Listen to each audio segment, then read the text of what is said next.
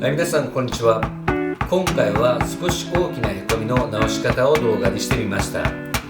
今回の動画でデントリピアの考え方や直し方の基礎がわかると思いますので、最後まで見ていただければと思います。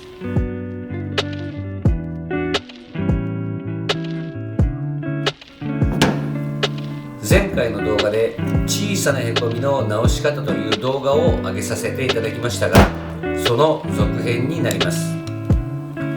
前回の動画ではデントリピアツールの使い方やへこみの押し方などデントリピアの基礎知識を動画にしていますので、そちらを見てからこの動画を見ていただければと思います。今回の動画では少し大きめのへこみを直していきます。小さなへこみを直す場合なら自分が押している場所が分かればなんとか直せるかと思いますが、少し大きなへこみになるとへこみの原理や直し方が分かっていないとやはり難しいかと思いますので、今回の動画でなるべくしっかり説明したいと思います。この動画とは別にデントリピアの解説動画も2本上げていますので、そちらもご覧いただければと思います。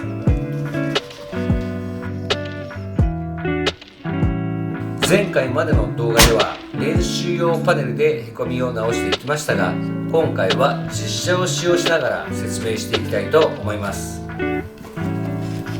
まずはへこみの原理を説明していきます。まず鉄板にボールが当たったとします。そうすると鉄板は下に押されます。その後ボールは鉄板から弾かれ離れます。そして鉄板は元に戻ろうと持ち上がります。その時にへこみの周りが盛り上がってテンションがかかります。へこみの断面図は図のようになります。丸く囲んだ場所は硬くなりテンションがかかります。難しく考えると大変だと思いますので、へこみの周りにはいつもテンションがかかっていると単純に考えてもらえれば大丈夫だと思います。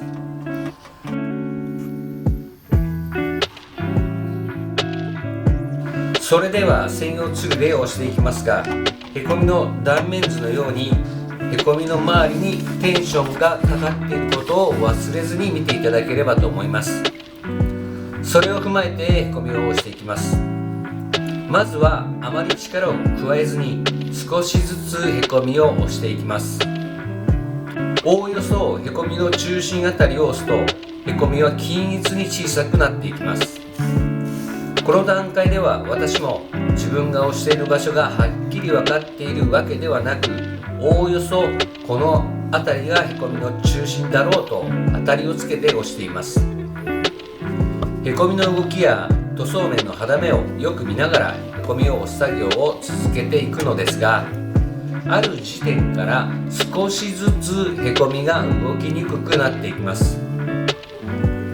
へこみの周りの高い部分が裏から押すことで盛り上がりテンションがかかってきてどんどん硬くなっていきます。へこみの動きが悪くなってきたらへ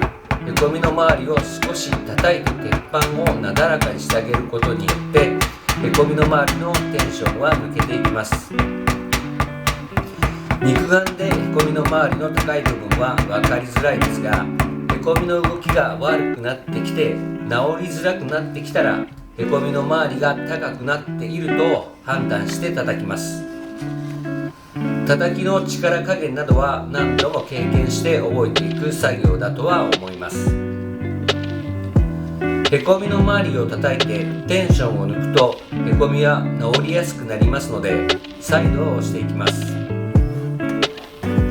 へこみを再度押していくとまたある時点からへこみの周りが盛り上がってテンションがかかりますので、へ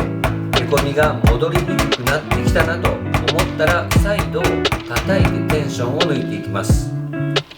基本この作業の繰り返しです。この押す力加減やへこみの周りを叩いてテンションを抜くタイミングが非常に重要になるのですが、こればかりは何度も経験しながら覚えていくしかないかとは思います。デントリピアの作業を長くやっている方は口を揃えて言うのが、デントリピアは最後は叩きに行き着くっていうほど叩く作業が重要になります。鉄板自体元に戻ろうとする作用はすごくありますので、いかにうまくテンションを抜いてあげるかでデントリピアの仕上がりが違ってきてしまいます。裏返せばテンションの抜き方を覚えてしまえば、どんなへこみも治ってしまうということにもなります。先ほども少しお話ししましたが、鉄板には元に戻ろうとする力があるので、へこみを押すときは鉄板の戻る力をサポートしてあげるという考え方で押していくのがいいかと思います。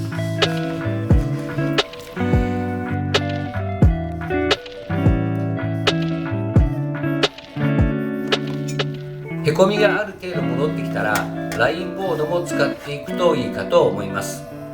先ほどまでの LED ライトは塗装の肌目がよく見えますが、ラインボードは全体の歪みがよく見えます。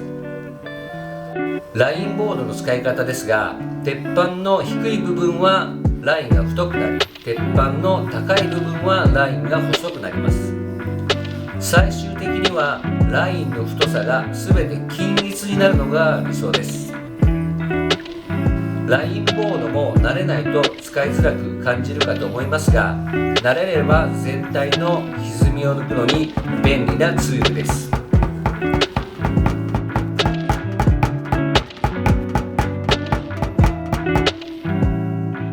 あとはライトの位置や角度を変えながら調整していけば、へこみもきれいに治ると思います。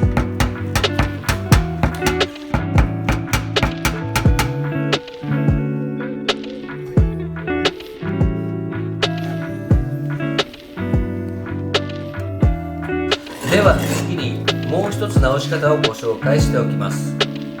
それはソフトツールで直すというやり方です。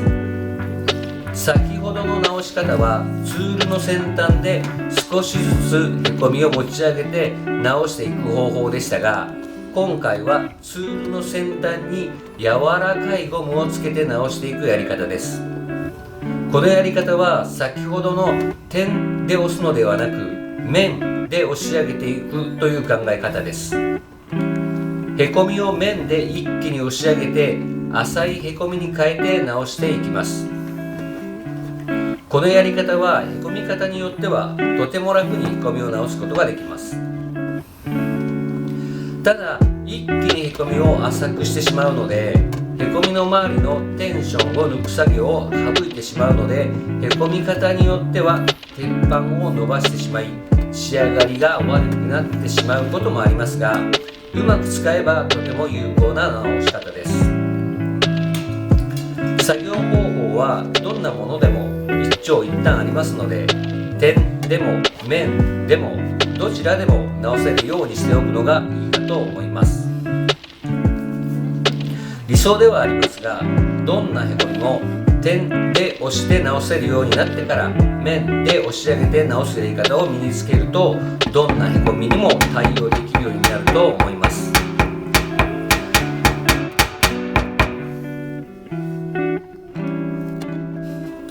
さて動画のまとめになりますが、今回の動画で覚えてほしいことは、へこみの周りにはいつもテンションがかかっていて、そのテンションをうまく抜けさえすればへこみは簡単に治りますよってことを動画にしてみました。それでは今回は少し大きなへこみの直し方ということでデントリペアの基礎動画になりましたが、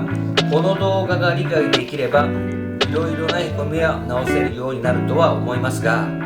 短い動画での説明なので概要欄のリンク動画もぜひ見ていただければより理解できるかと思います。